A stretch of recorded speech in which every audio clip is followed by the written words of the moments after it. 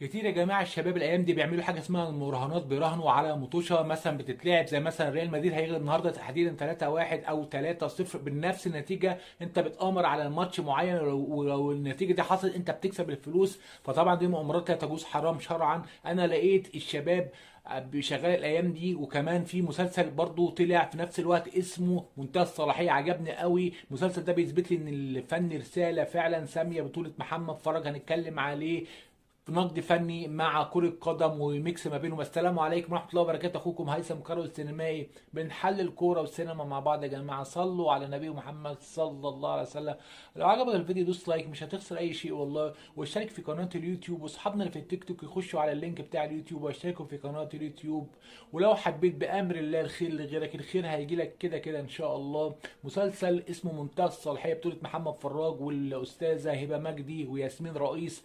مخرج هذا العمل اسمه تامر نادي، والكاتب المؤلف اسمه محمد هشام. يعني عجبني قوي مسلسل اسمه اللي احنا بنتكلم عليه النهارده، اللي هو اسمه منتهى الصلاحيه. عجبني قوي المسلسل ده، اللي هو بيتكلم في قصه حقيقيه واقعيه تثبت لنا يا جماعه ان الفن رساله ساميه وهدف معين، مش عك وعري وتعري.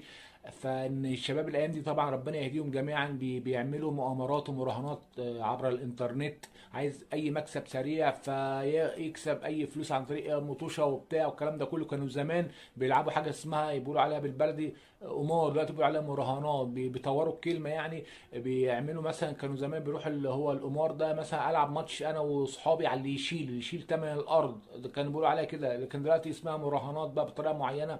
وفي مواقع للاسف، يعني انا بشوفها في المباريات على اسامي في الاستاد كده على التراك كده، اسامي مواقع بتاعت مراهنات انا مش عايز اقولها. مسلسل منتهى الصلاحيه ده يعني اثبت لي فعلا ان فن رساله. محمد فراج كان طالع موظف في حاله جدا والدنيا ماشيه معاه تمام، وفجاه اتعثر ماديا واتحبس، ورجع ودخل فجاه لموضوع المؤامرات. اتعرف على شاب اسمه شرقاوي، شاب صغير، دخله في موضوع المؤامرات ان هم بيراهنوا على المطوشه، وكمان مطوشه حقيقيه، بيلعبوا مطوشه ويراهنوا ان الفريق الفلاني هيكسب الفريق الفلاني على فلوس، وقصه كده كومبليكيتد.